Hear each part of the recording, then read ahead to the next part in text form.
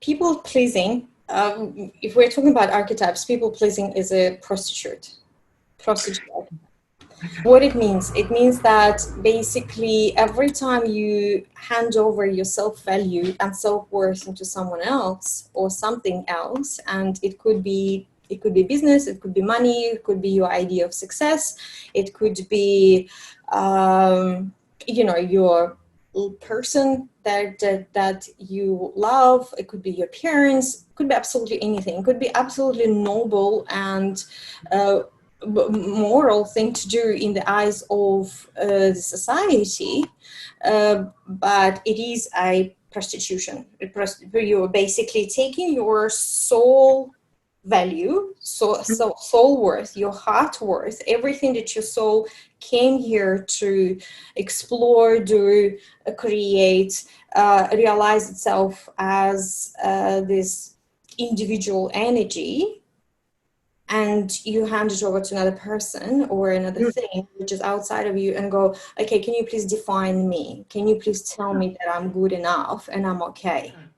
Exactly. So every time you hand it over, you abandon yourself, and then you basically inflict the wound of abandonment onto yourself.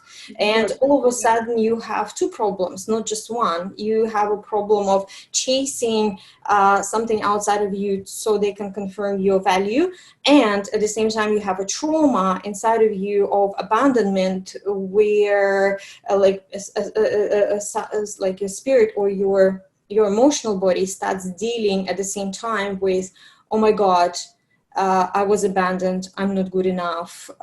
So you have this double whammy.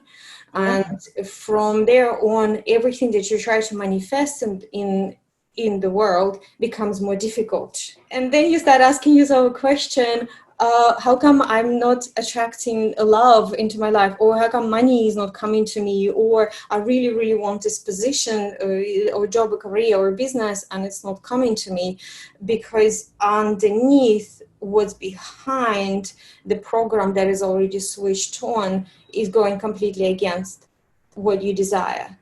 Yeah. The thing with the desire, we don't really have our internal permission for ourselves to receive what we want. You kind of want it, but there's no internal agreement of that you deserve it.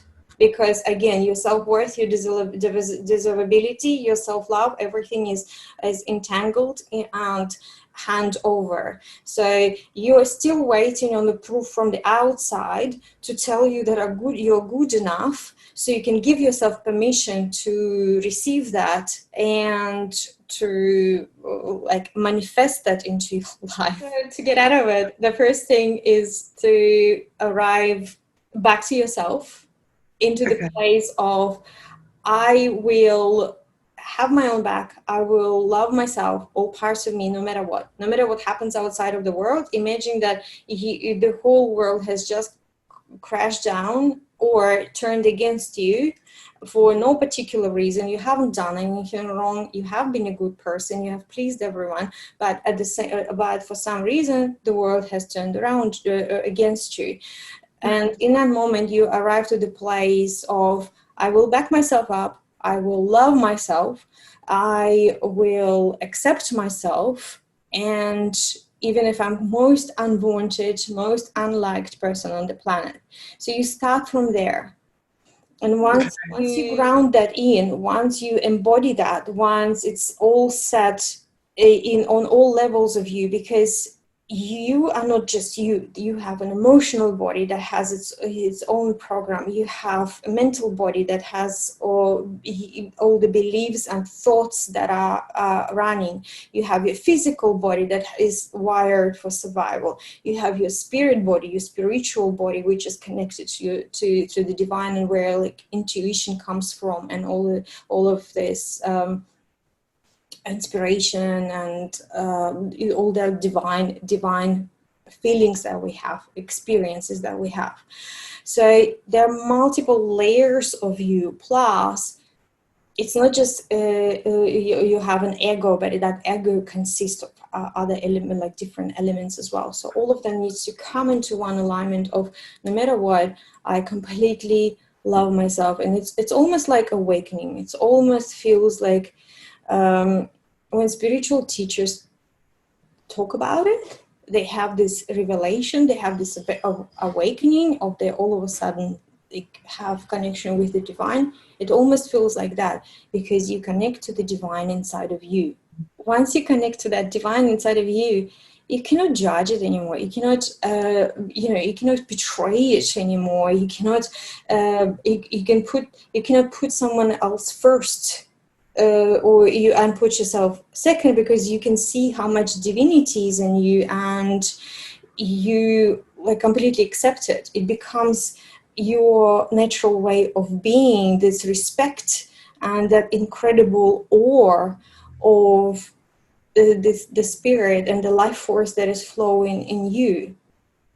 Okay. You don't have to love everyone else. That's an illusion. That's a conditioning. Absolutely, you don't have to love everyone else whatsoever.